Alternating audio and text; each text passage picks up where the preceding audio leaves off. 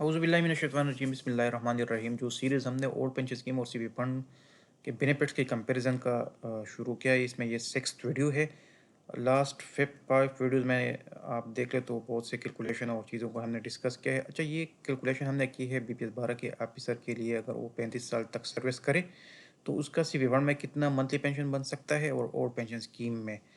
अच्छा, CP fund में आज जो डिस्कस करते हैं कि जो 3,49,237 रुपये आप लोगों को नज़र आ रहा है मंथली पेंशन, ये किस तरह बने हैं, इसकी डिटेल वर्किंग को देखते हैं। और जो 1,30,96,000 समथिंग ये कम्यूटेशन बना है, इसकी डिटेल वर्किंग को डिस्कस करते हैं कि ये किस तरह बने हैं। तो सबसे पहले आप आ जाए, ये जो फंड बना है ना, ये ये मैं जूम करा देता हूँ। ये हमने 14% ग्रोथ के साथ बनाया है। और अगेन मैं कहता हूँ ये कैलकुलेशन बीपीएस 12 ऑफिसर के लिए है। अच्छा, और इससे एक्सपेंस रेशो जो मैनेजमेंट फी है और जो जितने भी खर्चे हैं वो निकाल के ये फंड बना है। अब इससे ये पैसे किस तरह बन सकते हैं, ये जो है ये 3,49,000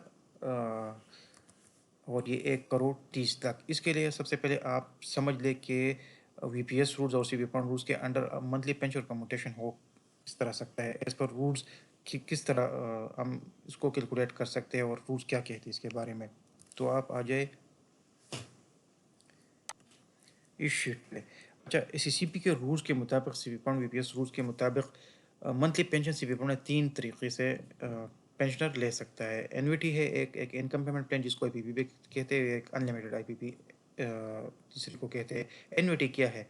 एनवीटी जब एम्प्लॉई या पेंशनर बन जाता है, रिटायर हो जाता है, तो इंश्योरेंस कंपनी से एनवीटी ले लेता है, यानी एज पर रूल 20% निकलवा कर 80% का वो एनवीटी ले लेता है। एनवीटी सिंगल भी हो सकता है, यानी अपनी आप के लिए।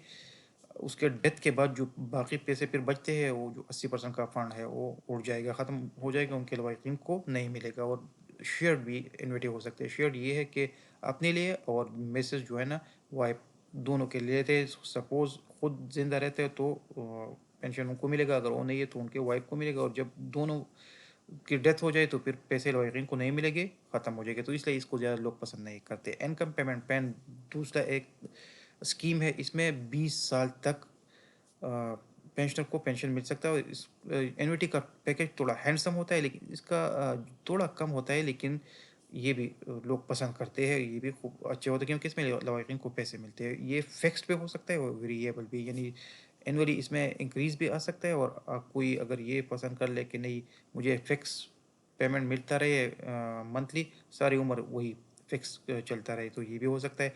और तीसरा जो है अनलिमिटेड, ये मुझे पसंद है, मैं इसको डिस्कस करूंगा। वो जो 3,49,000 का जो मंथली पेंशन में निकला है, वो ये अनलिमिटेड आईपीपी है। इसमें भी फिक्स वेरिएबल हो सकते हैं, लेकिन इसको डिस्कस करते हैं, ये मुझे पसंद है, इसकी कैलकुलेशन करते हैं। अच्छा, इसकी जो है ना, वो बाकी दो से कम है, इनकम पेमेंट प्लान और एनवीटी, इनका जो पैकेज है, लेकिन स्टिल ये बहुत खूबसूरत बनता है। अच्छा, आ जाए डिटेल वर्किंग पे, मैं करके दिखा देता हूँ। अच्छा, किस तरह हो सकता है, आप जो टोटल फंड है ना, ये जो टोटल फंड है 6,54,00,000, इसका आपने क्या करना है। इसका आप सबसे पहले निकाले 80%, क्योंकि 20% निकालते हैं कम्यूटेशन।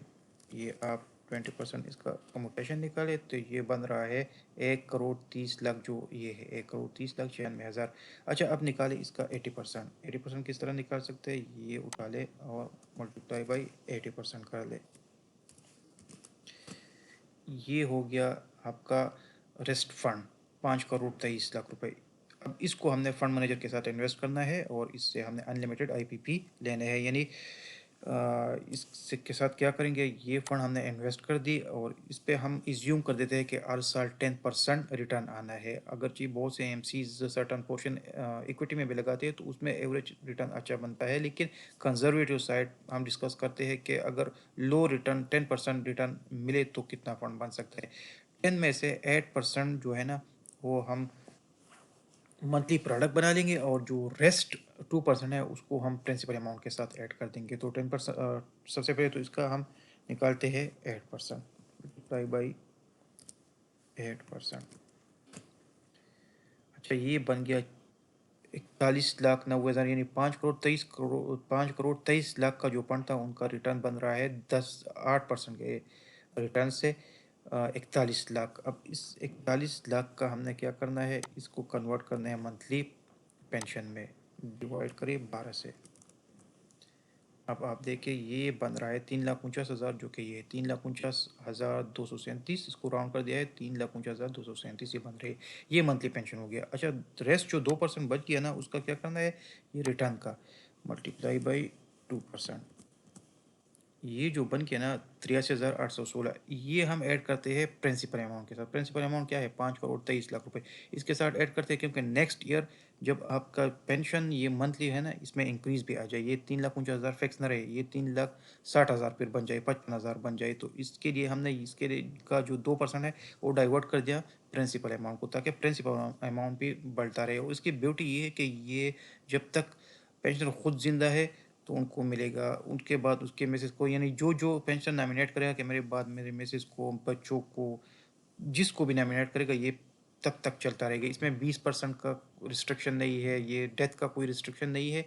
न ये है कि अनमेरिड डॉटर को मिलेगा, सन को नहीं। ये किसी को भी, जो भी पेंशन नॉमिनेट करते हैं सबको मिल सकता है। तो इसमें ब्यूटी ये है क्योंकि ये पेंशनर की अपने पैसे है, और ये अ, तब तक चलता है जब ये पैसे कोई, जो प्रिंसिपल अमाउंट है, कोई निकलवा ना दे। तो ये भी है। अच्छा, नेक्स्ट वीडियो में डिस्कस करते हैं कि ये सिर्फ सिविल फंड के एम्प्लॉय के लिए नहीं है, ये प्राइवेट लोगों के लिए भी हो सकता है। ये जो सेल्फ एम्प्लॉयड है, जो ओवरसीज है, सबके लिए हो सकता है।